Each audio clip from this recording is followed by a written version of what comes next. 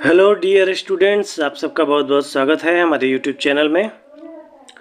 चलिए, अभी जो आपका एनुअल एग्ज़ाम हुआ है क्लास 9th का मातृभाषा हिंदी एमटी जो है, इसका सब्जेक्ट कोड 101 है और इसके बारे में हम लोग डिस्कस करेंगे। टोटल इसमें 100 नंबर का ये टोटल पेपर था और इसमें टाइमिंग था 3 घंटे 15 मिनट। ठीक है, तो थोड़ा बहुत हम लोग देख लेते हैं क्या इसमें इंस्ट्रक्शन में क्या क्या दिया हुआ है। देखिए, सबसे पहले ही दिया हुआ है यहाँ पे कि जितने भी स्टूडेंट हैं उनको क्या करना है, अपने शब्दों में ही उत्तर देना है। ठीक है, यानी कि आपको जो भी आंसर देना है इसको क्या करना है, अपने शब्द में ही देना है। यानी कि जितना आप समझ रहे हैं चीज़ों को, उसी हिसाब से आप आंसर दीजिए इसका। ठीक है, चलिए अब देख सकते हैं यहाँ पे दिया है अपने अपने शब्दों में ही इसे उत्तर देना है। तो अगला क्वेश्चन हम लोग देखते हैं। इसमें जितने भी ऑब्जेक्टिव हैं टोटल उसको हम लोग डिस्कस करेंगे और उसमें क्या है कि 50 क्वेश्चन हम आज डिस्कस करेंगे और बाकी के 50 जो है वो अगले वीडियो में करेंगे। ठीक है, चलिए मैं बार बार आपको समझाता हूँ कि आपको क्या करना है, व्याकरण पर ध्यान देना है, क्योंकि 100 में से देखिए इसमें से किन्हीं 50 प्रश्नों को ही सही विकल्प जो है वो हमारे में उत्तर पत्रक में क्या करना है, चिन्हित करना है। तो सिर्फ 50 करना है, टोटल 100 ऑब्जेक्टिव है और हम 100 ऑब्जेक्टिव को डिस्कस करेंगे। ठीक है, इसमें 50 व्याकरण से होंगे, 50 से 55 और लगभग आपका 45 से 50 क्वेश्चन आपके बुक से होगा। ठीक है, चलिए पहला क्वेश्चन देखिए, देखते हैं निम्न में से कौन सा शब्द शुद्ध है। 4 ऑप्शन दिया हुआ है, इसमें आपको बताना है कि कौन सा शब्द जो लिखा हुआ है वो शुद्ध है। यानी कि 3 अशुद्ध शब्द हैं और 1 शुद्ध शब्द है। हम लोग काफ़ी तेज़ी में थोड़ा सा करेंगे, नहीं तो वीडियो बहुत ज़्यादा बड़ा हो जाएगा। तो आपने जो एग्ज़ाम दिया है उसमें भी आप देख ही होंगे कौन सा टिक लगाए हैं और मैं जो एग्जैक्ट आंसर बता रहा हूँ उसमें भी आप मिला लेंगे अपना। चलिए, इसमें पहला का जो आंसर होगा, पहला जो क्वेश्चन है उसका जो आंसर होगा वो आपका, उसका आंसर हो जाएगा आपका माननीय। ठीक है, ऑप्शन नंबर 1 सही आंसर हो जाएगा 1। ठीक है, चलिए इसके बाद आगे चलते हैं। क्वेश्चन नंबर 2 में कौन सा अशुद्ध शब्द है, ध्यान देना है आपको, ये बताना है कि कौन सा इसमें अशुद्ध शब्द है। पहले में क्या बताना था, शुद्ध, और दूसरे में कौन अशुद्ध। ठीक है, तो यहाँ पे उत्कर्ष भी शुद्ध लिखा हुआ है, अनुयायी भी शुद्ध है, अनुसंगिक भी शुद्ध है। गलत क्या है, तो चातुर्यता, ये जो है ये गलत है। इसका क्या हो जाएगा, ऑप्शन नंबर ये हो जाएगा।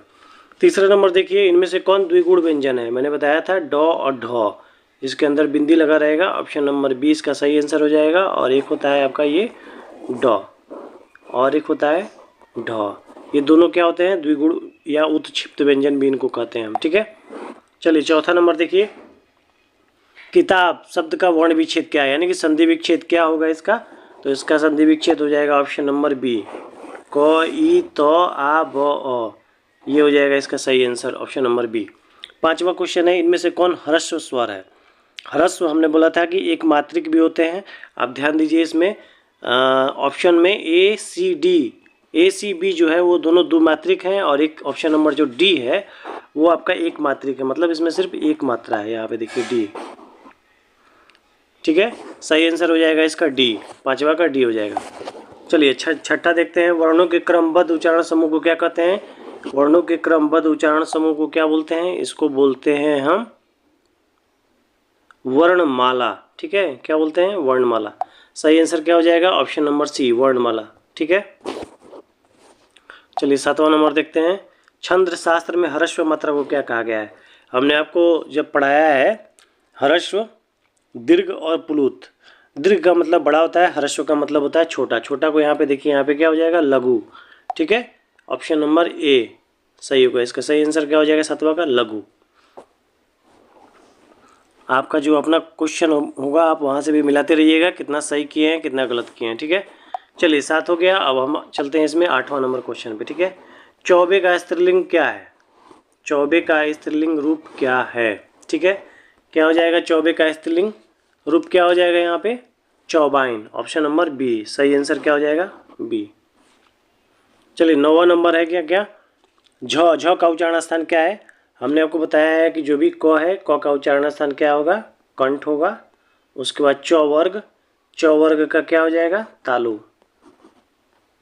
तो यहाँ पे देखिए चौ छ झ झ इया जो है ये आपका किस में आएगा, ये आएगा आपका तालु में। ठीक है, तो इसका सही आंसर क्या हो जाएगा, तालु, ऑप्शन नंबर बी। चलिए 9वां नंबर हो गया। अब चलते हैं 10वां नंबर पे। कौन अंतस्थ व्यंजन है? अंतस्थ व्यंजन कितने होते हैं?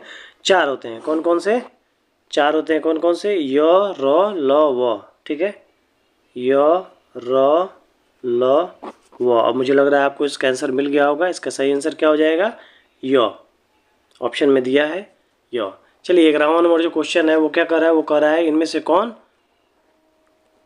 उसमें व्यंजन नहीं है। आपको ध्यान देना है, क्या कर रहा है? उसमें व्यंजन नहीं है। यहाँ पे ध्यान देना है हमको। नहीं है का मतलब उसमें व्यंजन कितने होते हैं? 4 होते हैं। कौन कौन से? स, स और ह। एक ये भी स होता है। ठीक है, गौ जो है ये गौ नहीं होता है। तो इसका सही आंसर क्या हो जाएगा? 11 का हो जाएगा ऑप्शन नंबर बी, गौ। गौ क्या है? स्पर्श व्यंजन है। चलिए 12 नंबर देखिए। हिंदी में अनुनासिक वर्णों की संख्या कितनी है? हिंदी में जो अनुनासिक वर्ण है उनकी संख्या 5 होती है। ठीक है, पंचमाक्षर जो 5वां अक्षर होता है, क, ख, ग, अंग, च, छ, ज, ञ, वो क्या होता है? वो अनुनासिक होता है। ठीक है, अगला क्वेश्चन देखिए। जब एक ध्वनि दो व्यंजनों में संयुक्त हो जाए तब वो कौन सी ध्वनि कहलाती है? ठीक है, इसका सही आंसर हो जाएगा ऑप्शन नंबर बी, संपृक्त। ठीक है, वो कौन सी ध्वनि कहलाती है? संपृक्त ध्वनि कहलाती है। चलिए क्वेश्चन नंबर 14 में चलते हैं। जगदानंद शब्द कौन सी संधि का उदाहरण है? ठीक है, 14 नंबर, जगदानंद शब्द कौन सी संधि का उदाहरण है? तो ये क्या हो जाएगा? इसका जब विच्छेद करेंगे जगदानंद का हो जाएगा जगत, जगत जोड़ अनंत। तो ये हो जाएगा व्यंजन संधि का। ठीक है, सही आंसर क्या होगा इसका? व्यंजन संधि, ऑप्शन नंबर सी। चलिए अब क्वेश्चन नंबर 15 में चलते हैं। शयन, शयन का विच्छेद, संधि विच्छेद क्या है? शयन का संधि विच्छेद क्या हो जाएगा? से जोड़ अन, ऑप्शन नंबर सी। इसका सही आंसर क्या हो जाएगा? ऑप्शन नंबर सी, से जोड़ अन। आप टिक कर लीजिएगा। ये जो भी व्याकरण है ये आपका क्लास 10th के लिए भी बहुत ही इंपॉर्टेंट है। ऐसा नहीं है कि आप सोचिए कि अब तो 9th निकल गया, आप क्या मतलब है, ऐसा नहीं है। ये 10th के लिए सब इंपॉर्टेंट क्वेश्चन है। ठीक है, दिग्गज का संधि विच्छेद क्या हो जाएगा? दिग्गज का ये भी व्यंजन संधि है और इसका क्या हो जाएगा? दिक जोड़ गज। ऑप्शन नंबर सही आंसर होगा ऑप्शन नंबर ए। ठीक है, ऑप्शन नंबर ए इसका करेक्ट आंसर हो जाएगा। 16 के बाद चलिए हम लोग चलते हैं 17 नंबर क्वेश्चन पे। सदैव का संधि विच्छेद क्या है? सदैव, सदा जोड़ एव। ठीक है, सदैव का क्या हो जाएगा? सदा जोड़ एव। देखिए कहाँ दिया हुआ है? 2 ऑप्शन है आपका, ऑप्शन नंबर सी। ठीक है, और ये कौन सी संधि है? ये वृद्धि संधि। ठीक है, कौन सी संधि हो जाएगी? ये वृद्धि। चलिए अब अगला क्वेश्चन पे चलते हैं हम लोग। 18 नंबर क्वेश्चन पे चलते हैं। काला सागर कौन सी संज्ञा का उदाहरण है?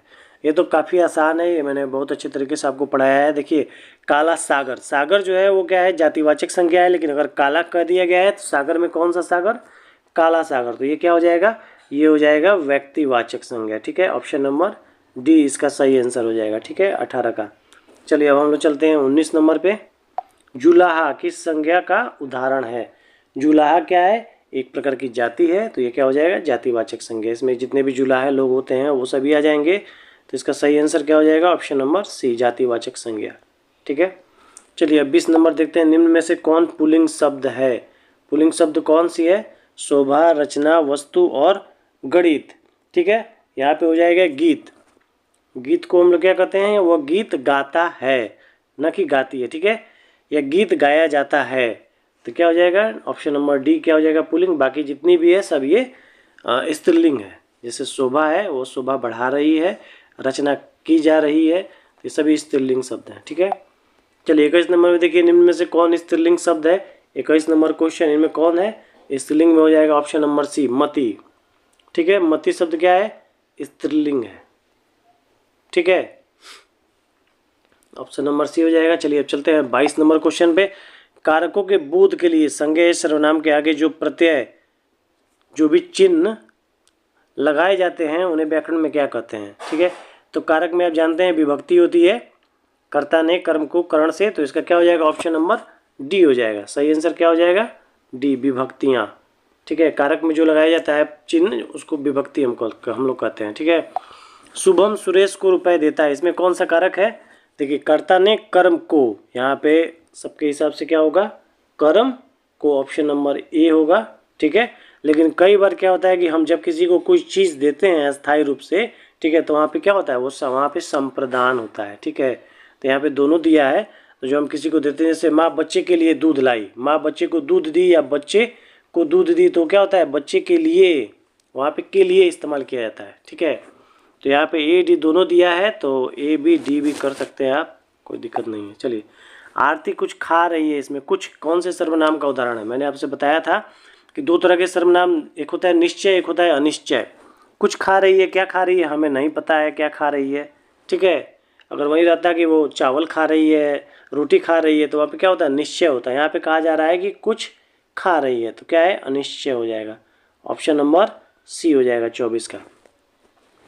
25 नंबर देखिए, प्रतीक बहुत तेज दौड़ता है, इसमें कौन प्रविशेषण है? प्रविशेषण किसे कहते हैं? जो विशेषण की विशेषता बताए उसे क्या कहते हैं? प्रविशेषण। तो यहाँ पे देखिए, प्रतीक बहुत तेज दौड़ता है, प्रतीक की विशेषता क्या है? कि वह तेज दौड़ता है, ठीक है। लेकिन यहाँ पे है कि प्रविशेषण की बात हो रही है, तो तेज में कितना तेज? बहुत तेज दौड़ता है, तो क्या हो जाएगा यहाँ पे? बहुत। प्रविशेषण क्या हो जाएगा? बहुत, ठीक है। चलिए, अब 25 के बाद 26 नंबर क्वेश्चन पर हम लोग चलते हैं। झूठा आदमी, इनमें कौन सा विशेषण है? सीधा सा बात है भाई, संख्यावाचक होगा नहीं, तुलनात्मक होगा नहीं। गुण, आदमी का गुण क्या है? कि वो क्या है? झूठा है। झूठा है, ईमानदार है, बेईमान है, लंबा है, मोटा है, काला है, ये सभी क्या हो जाएगा? गुणवाचक विशेषण में हो जाएगा। 26 का ऑप्शन नंबर बी हो जाएगा। चलिए, अगला क्वेश्चन देखिए 27। निम्न में कौन सा विकल्प नाम धातु का उदाहरण है? ठीक है, नाम धातु के उदाहरण के बारे में बात की जा रही है, तो यहाँ पे क्या हो जाएगा? चिकनाना, ठीक है। चिकनाना जो है ये क्या है? नाम धातु का उदाहरण है। ऑप्शन नंबर डी इसका करेक्ट आंसर हो जाएगा, ठीक है। राम आया है, कौन से काल का उदाहरण है? ये वर्तमान काल का उदाहरण है। राम अभी क्या है?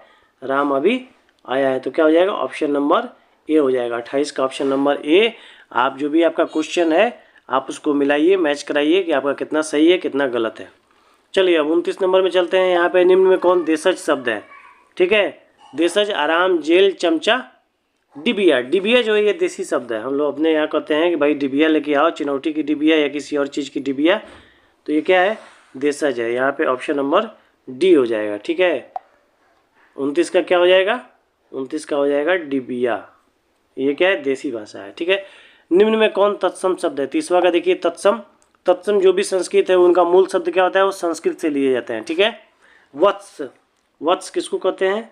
बच्चा को, बालक को, बेटा को वत्स कहते हैं। ये एक संस्कृत शब्द है। आंख मूंद के जितने भी संस्कृत शब्द होंगे उनको अब क्या कीजिएगा? तत्सम में क्लिक कीजिएगा। 30 का ऑप्शन नंबर ए आंसर हो जाएगा।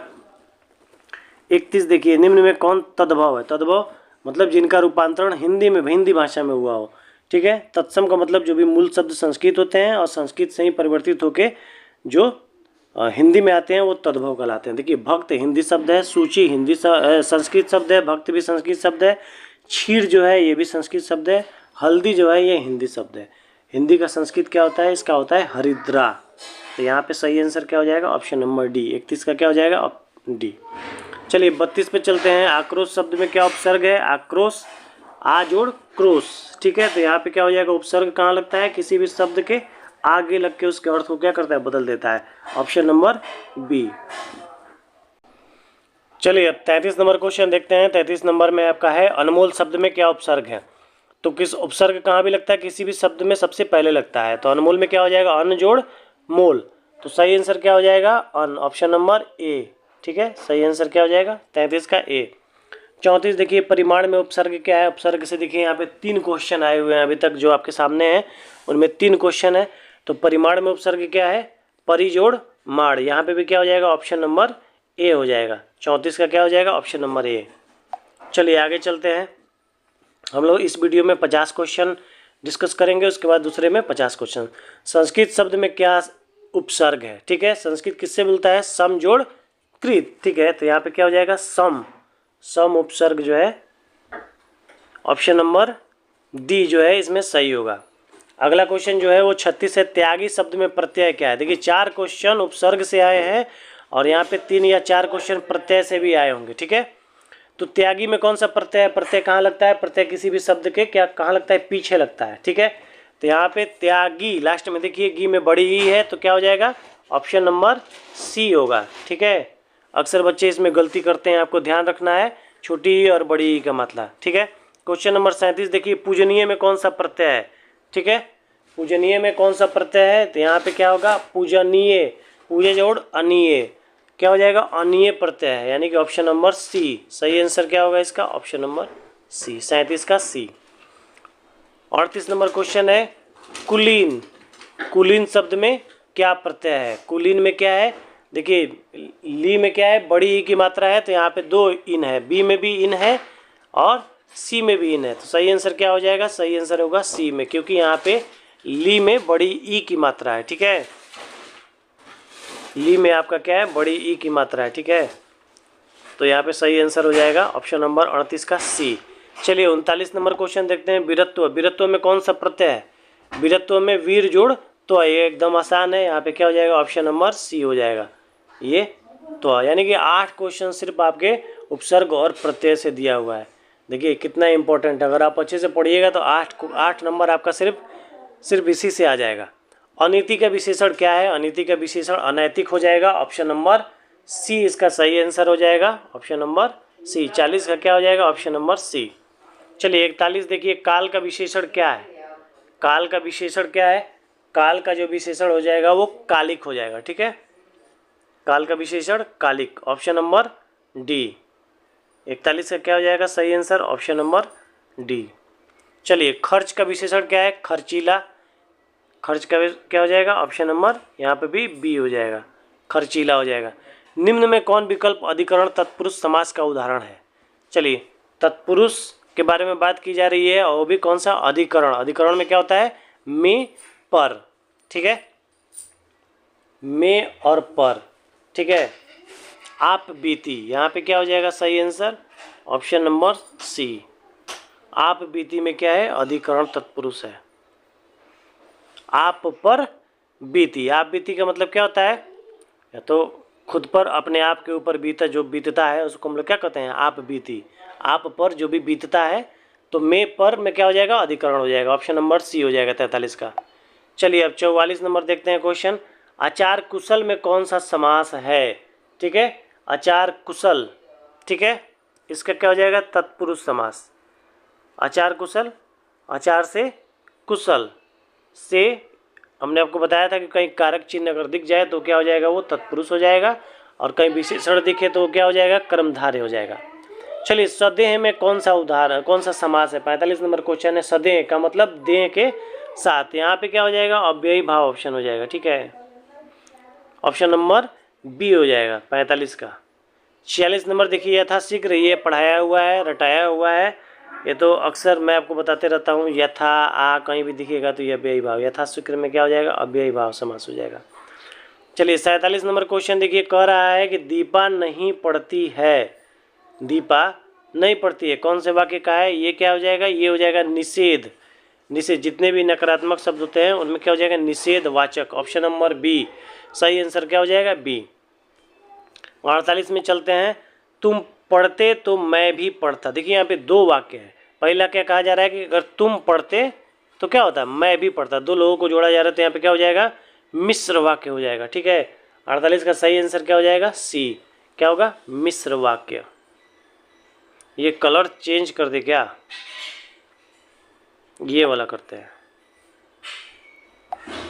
चलिए 49 नंबर क्वेश्चन देखते हैं, निम्न में कौन शुद्ध वाक्य है। ठीक है, रवि झूठी बोलता है, गलत है। हिंदी हमारी सजीव भाषा, ये भी गलत है।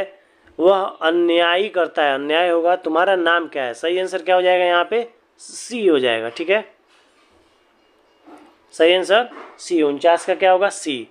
50 नंबर क्वेश्चन देखिए, नाच न जाने आंगन टेढ़ा। लोकोक्ति का अर्थ क्या है, नाच न जाने आंगन टेढ़ा। जैसे हम कोई काम करते हैं, काम करने का ढंग नहीं आता है, तो फिर हम लोग क्या करते हैं, ये टेढ़ बा, आंगन में टेढ़ बा, मतलब नाचे के ढंग आवेला, जगह ही गड़बड़ बा, तो इसका मतलब क्या हो जाएगा, काम न जानना और बहाना बनाना। सही आंसर क्या हो जाएगा, ऑप्शन नंबर बी। ठीक है, सही आंसर क्या हो जाएगा, ऑप्शन नंबर बी। चलिए 50 क्वेश्चन का आंसर मैंने बता दिया, अब आप इसको मिला लीजिए कितने सही हैं। बाकी का भी 51 से लेके 100 तक अगले वीडियो में मैं आपको बताऊंगा। तब तक के लिए बहुत बहुत धन्यवाद आपका, पढ़ाई कीजिए। Thank you so much. Channel को लाइक कर लीजिए, और भी जो आपके दोस्त हैं उनको शेयर कर दीजिए 9th क्लास में। ठीक है, अभी तक मैंने जितने भी डिस्कस किए 50 क्वेश्चन, ये सभी व्याकरण के ही क्वेश्चन हैं। ठीक है, मैं बार बार आपसे कहता हूँ व्याकरण पर ज़्यादा ध्यान दीजिए। चलिए ठीक है, आगे 51 से लेके 100 जो क्वेश्चन है वो अगले वीडियो में हम डिस्कस करेंगे। चलिए थैंक यू।